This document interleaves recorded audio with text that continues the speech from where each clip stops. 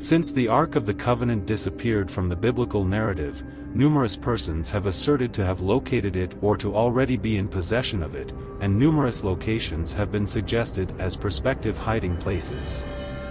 According to the book of 2 Maccabees 2, verse 4-10, written about 100 BC, the prophet Jeremiah took the ark, the tabernacle, and the altar of incense and buried them in a cave before the Babylonian invasion. When God should eventually assemble his people and accept them into his grace, he advised his disciples to keep the place a secret. The fabled artifact known as the Ark of the Covenant, also known as the Ark of the Testimony or simply the Ark of God, is described as a wooden chest plated in pure gold and topped with an intricately sculpted lid known as the mercy seat. The 2 stone tablets holding the 10 Commandments were kept in the Ark, according to the book of Exodus. According to the book of Hebrews in the New Testament, it also included Aaron's rod and a container of manna. The ark was constructed using the blueprint that God gave to Moses while the Israelites were camped at the base of Mount Sinai, according to the biblical story, around a year after their departure from Egypt. Then the Levites carried the gold-plated acacia chest on its staves about 2,000 cubits, or about 800 meters or 2,600 feet ahead of the people marching. Between the 2 cherubim on the ark's cover, God spoke to Moses. According to the book of Exodus, God instructed Moses to construct the ark during his 40-day stay on Mount Sinai. He was given the blueprint for the tabernacle and ark's furnishings, and he was informed that the tablets of stone would be stored inside. Shittim wood, also known as acacia wood, would be used to construct the structures. Moses gave Bezalel and Aholiab the task of constructing the ark. The ark was made by Moses and carried by the Israelites during their 40-year wandering in the desert, according to the biblical account. Every time the Israelites camped, the ark was housed in a separate room within a revered tent known as the tabernacle. Archaeological evidence now indicates that Kiriath-Jearim saw intense cultic activity in the 8th and 7th centuries BC, well after the ark was purportedly transported from there to Jerusalem. Archaeologists specifically found what may have been a shrine, a huge elevated podium connected to the northern kingdom rather than the southern kingdom. According to Thomas Romer, this could mean that the ark was brought to Jerusalem much later, perhaps during the time of King Josiah. Some academics contend that the ark narrative, which was written independently somewhere in the 8th century, was later included into the main biblical narrative soon before the Babylonian exile. Furthermore, according to Romer, the ark once included sacred stones, similar to those discovered in the chests of pre-Islamic Bedouins. These stones may have contained a statue of Yahweh or 2 statues each representing Yahweh and the goddess Asherah. For his part, Scott Nagel has argued that the Bedouin items lack the ark's specific structure, function, and manner of movement, making the comparisons between the ark and these customs still insufficient. In particular, unlike the ark, the Bedouin chests had no box, lid, or poles. They were not used as a god's throne or footstool, they were not covered in gold, they did not feature cherubim figures, they were not guarded against touching, and they were not transported on horses or camels. Due to the fact that Egyptian barks had all of the aforementioned characteristics, Nagel thinks they make a more convincing model for the Israelite ark. Another parallel to the location of the covenantal tablets inside the ark is provided by Nagel's claim that the Egyptians were known to affix written covenants beneath the feet of statues.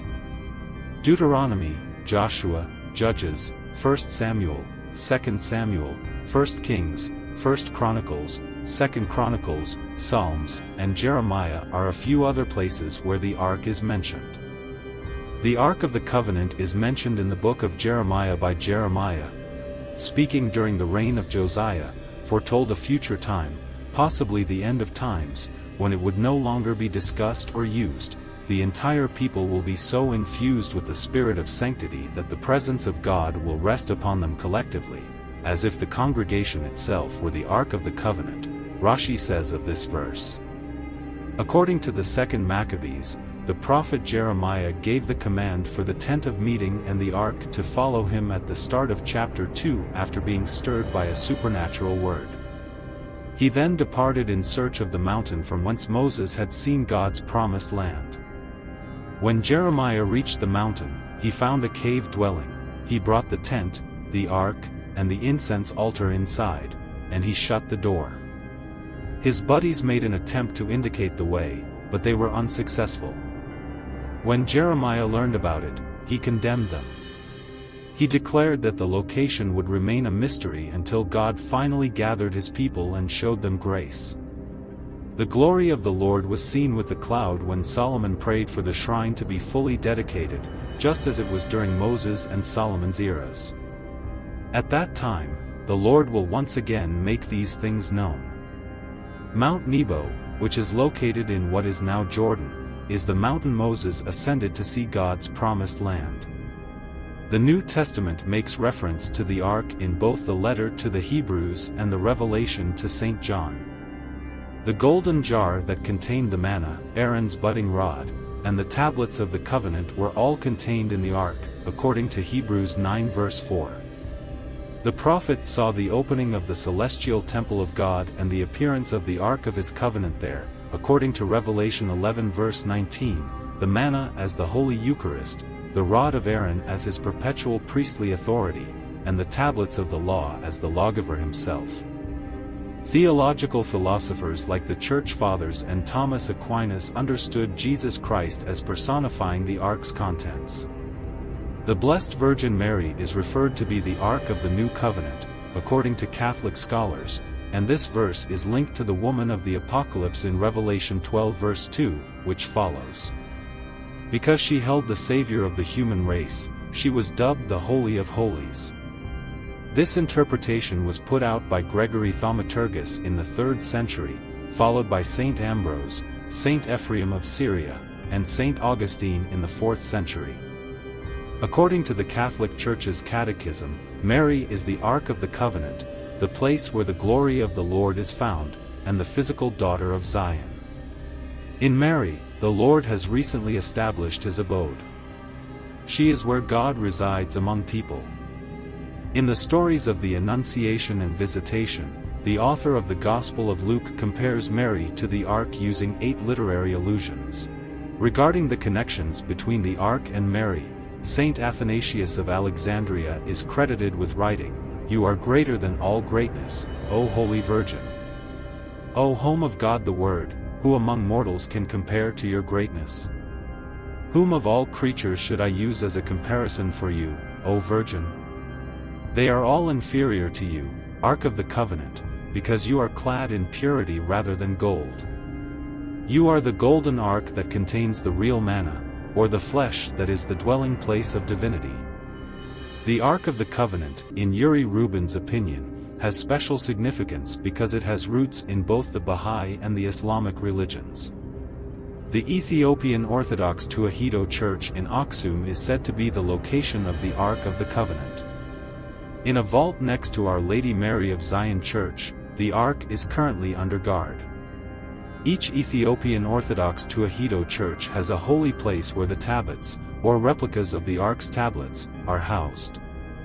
The most well-known of the saints honored by each one are Saint Mary, Saint George, and Saint Michael. Contrary to popular belief, the Solomonic dynasty, who controlled the Ethiopian Empire following its foundation in 1270, was not the motivation behind the Kebra Nagast's composition. Although the Kebra Nagast is the best-known illustration of this idea, it was already prevalent before the record. A work by Abu al-Makarim from the final quarter of the 12th century contains one of the oldest references to this idea that they kept the Arkansas. He began by saying, "The Abyssinians also possessed the Ark of the Covenant," and then went on to describe the artifact.